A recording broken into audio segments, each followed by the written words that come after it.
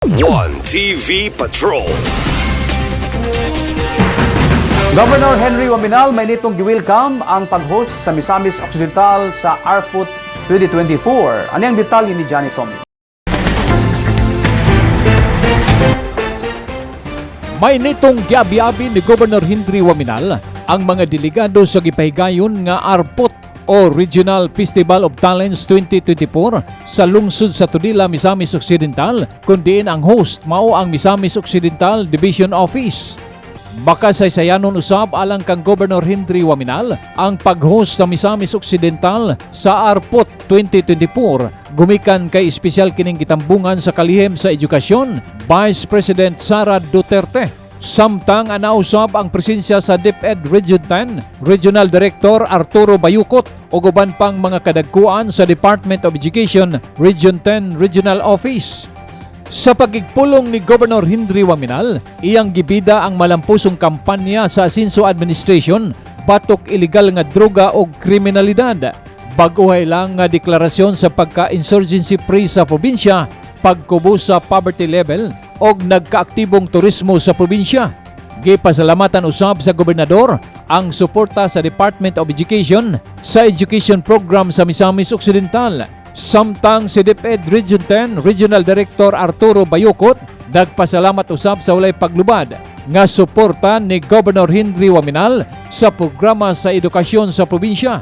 Gikalipay usab sa direktor ang pag-host sa Asinso Administration sa umabot nga palarong pambansa 2026.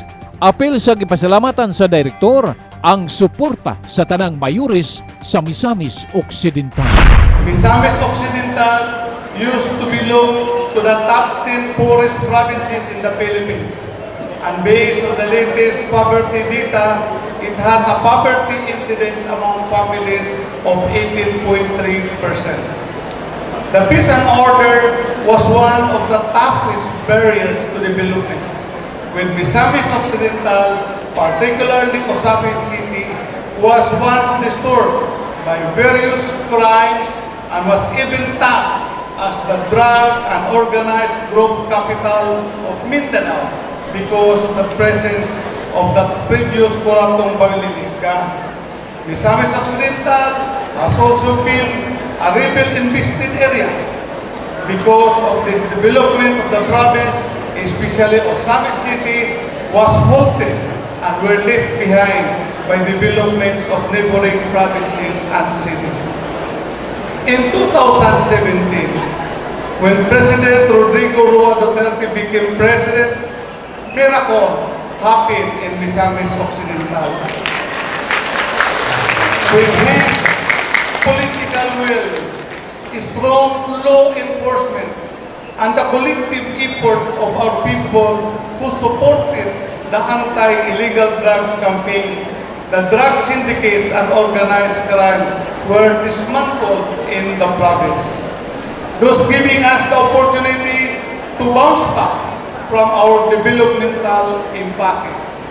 Today, we are happy to say that almost all barangays of the province are now drug-cleared, as there are 446 barangays already drug-cleared out of our 490 barangays. Furthermore, through the strong efforts and collaborations of our local officials and partners in the different national agencies, the armed forces of the Philippines, particularly the Philippine Army, in dismantling the guerrilla front Sindong, we are glad that Misamis Occidental is now declared as insurgency-free province. Our working and healing governor of Misamis Occidental, our favorite Governor Henry S. Waminal, who has always put education in his top priority governance agenda. Thank you very much, Bob. I know that you volunteered for this hosting, and for other politicians who do not like to get responsibilities, it's different. As a matter of fact, we already have bidded for the hosting of Palarong Pambansa in 2026.